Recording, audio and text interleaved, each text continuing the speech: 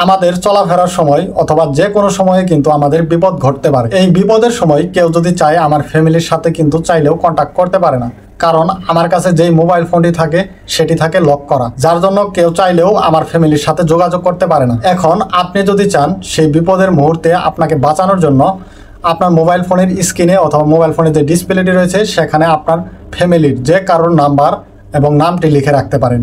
এতে করে আপনার বিপদের সময় অনেকটাই কাজে আসবে। কিভাবে করবেন চলুন দেখিয়ে দিচ্ছি। প্রথমে আপনার মোবাইল ফোনের সেটিংয়ে প্রবেশ করবেন। এবার এখানে লক স্ক্রিন অ্যান্ড ওয়ালপেপার অপশনে ক্লিক করবেন।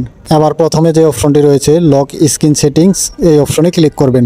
এবার এখানে প্রথমে যে অপশনটি রয়েছে কাস্টম লক স্ক্রিন, এই অপশনে ক্লিক করবেন। এবার এখানে অ্যাড কুইক ইনফরমেশন একটি অপশন দেখতে পাচ্ছেন। আপনার ফ্যামিলির যে কারো ইনফরমেশন মোবাইল নাম্বার এখানে দিয়ে দিতে পারবেন। তো আপনারা এখানে টাচ করে দিবেন।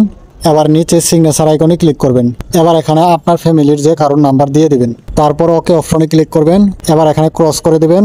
এবার উপরে অ্যাপ্লাই অপশনে ক্লিক করলে কিন্তু আপনার এই মোবাইল নাম্বারটি লক স্ক্রিনে সেভ হয়ে যাবে। এখন আপনার মোবাইল ফোনটি লক করা থাকলেও সেই নাম্বারটি দেখা যাবে এবং যে কেউ চাইলে আপনার ফ্যামিলির সাথে যোগাযোগ করতে পারবে।